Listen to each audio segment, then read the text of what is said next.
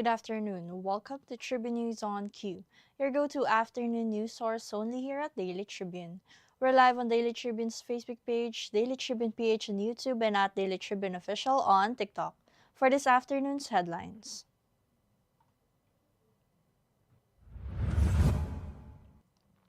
The PNP reported 15 deaths, 13 injuries, and 6 missing persons from incidents linked to the enhanced southwest monsoon and tropical cyclones Luis and Maymay, with the Baguio landslide among the deadliest incidents. The 6 billion pesos EDSA rehabilitation project suffered an early setback after heavy rains caused water buildup and potholes along the newly repaired busway near Estrella Buendia, with DPWH Secretary Vince Dizon saying drainage issues were to blame and the contractor would shoulder the repairs. Persistent monsoon rains caused severe flooding, road closures, and deadly landslides across northern and central Luzon, with 4 reported dead, 6 missing, and hundreds displaced as of Monday, including 13 residents buried after a hillside collapse destroyed 3 houses in Baguio City. President Ferdinand Marcos Jr. is reviewing the U.S. request to extradite Kingdom of Jesus Christ leader Apollo Kibuloy, with Malacanang saying a decision is expected within the next few weeks. The Senate canceled Vice President Sara Duterte's impeachment trial on Monday and shifted to a work-from-home setup as heavy habagat rains and flooding affected Metro Manila. Fuel prices are set for a major rollback this week, with gasoline down 4.70 pesos, diesel with 4.30 centavos, and kerosene with 4 pesos and 88 pesos per liter starting August 11, although the global oil market volatility could trigger fresh increases.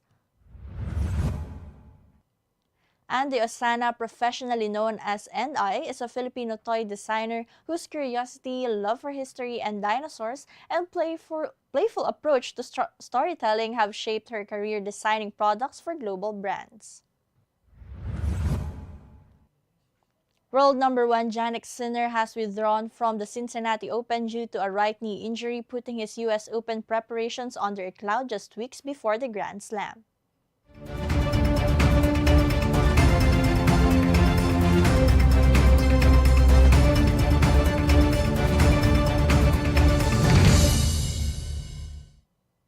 Today is the 11th of August, 2026, Tuesday, and I'm Chynna Basillaje, bringing you today's top stories.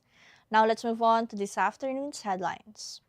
The enhanced southwest monsoon or habagat and tropical cyclones Luis and Maymay have left more than a dozen people dead, with authorities reporting different casualty figures as validation continues. As of Monday morning, the PNP recorded 15 deaths, 13 injuries, and 6 missing, while the OCD reported 12 deaths, 11 injuries, and 8 missing. One of the deadliest incidents occurred in Baguio City, where a landslide buried 3 houses in Riverside, Purok Dos, Gisad, Surong, of 13 people affected, 4 confirmed dead, 3 hospitalized, and 3 remained missing. Heavy rains caused water buildup and potholes along the newly repaired EDSA busway near Estrella Street in Makati, raising concerns over the 6 billion pesos EDSA rehabilitation project. DPWH Secretary Vince Dizon said the area is a low point where water from Guadalupe collects, while concrete barriers block runoff from reaching the drainage system. The barriers will be opened to improve drainage, with permanent repairs to follow once the weather clears. The contractor will shoulder the repair costs. Phase 1 was completed in July, while Phase 2 toward Monumento is targeted for completion in 2027.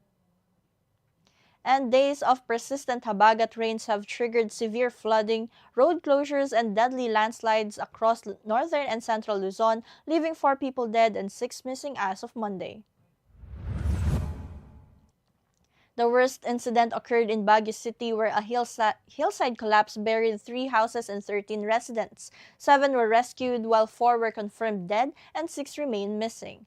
Around 150 responders are conducting search operations. The disaster also affected 75 families, while landslide and mud flows closed or restricted roads in Benguet, and in Pampanga, chest-deep floods submerged the historic sunken shrine and prompted class suspensions. Abra also suspended classes and government work for Tuesday.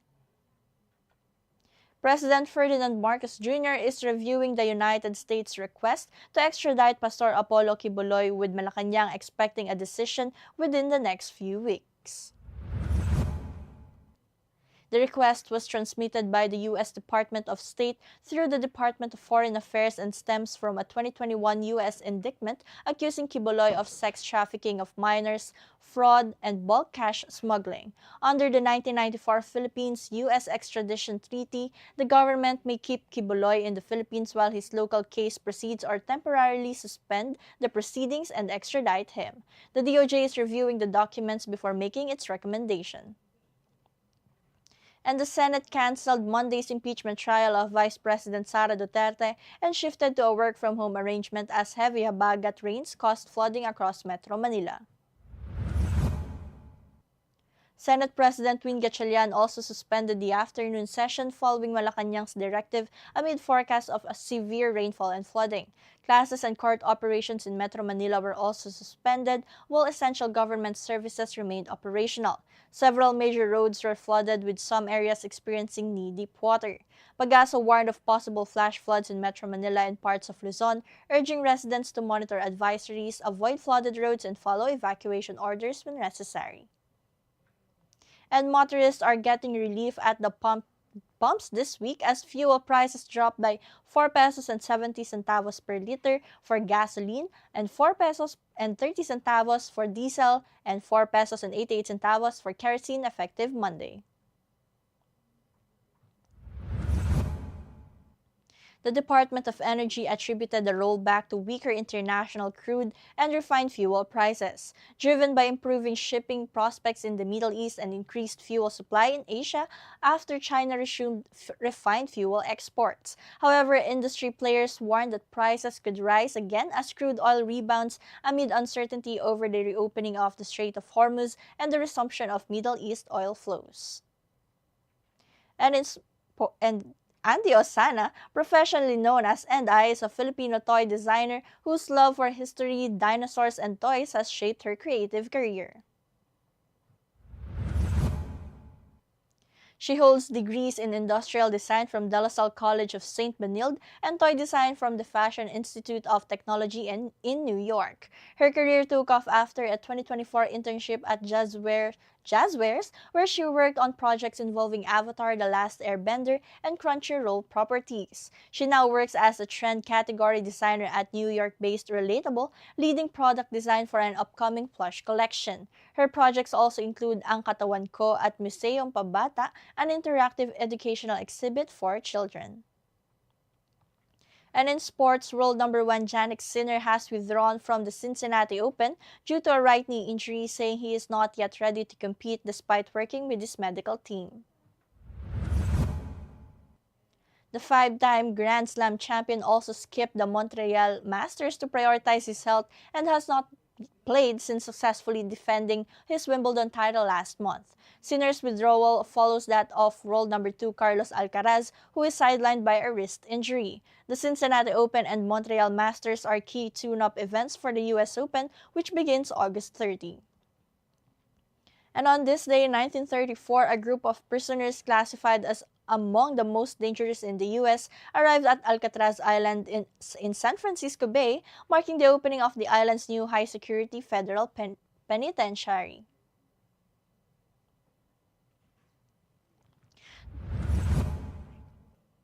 Known as The Rock, Alcatraz was designed to house dangerous inmates and those considered likely to escape. Notorious criminals including A.I. Capone and George Machine Gun Kelly were later imprisoned there. Alcatraz operated as a federal prison for nearly 3 decades, housing more than 1,500 inmates. Although numerous escape attempts were made, no prisoner was officially confirmed to have successfully escaped. The prison closed in 1963 and later became a popular historic site and tourist attraction. And this afternoon's viral is quite literally nature calling you to take a seat on the throne. The TikTok video has racked up 2.2 million views, leaving netizens laughing at the unexpected bathroom setup. In the clip, the toilet bowl is dramatically illuminated by its own spotlight, making it look like the heavens are shining down and calling you to your destiny. With lighting, this divine answering nature's call suddenly feels like a sacred mission. That's all for now. Join us again at 4:30 p.m. still here on Daily Tribune's Facebook page, Daily Tribune PH on YouTube, and at Daily Tribune Official on TikTok. Once again, I'm Chynna Basillaje, and this has been Tribune News on Q.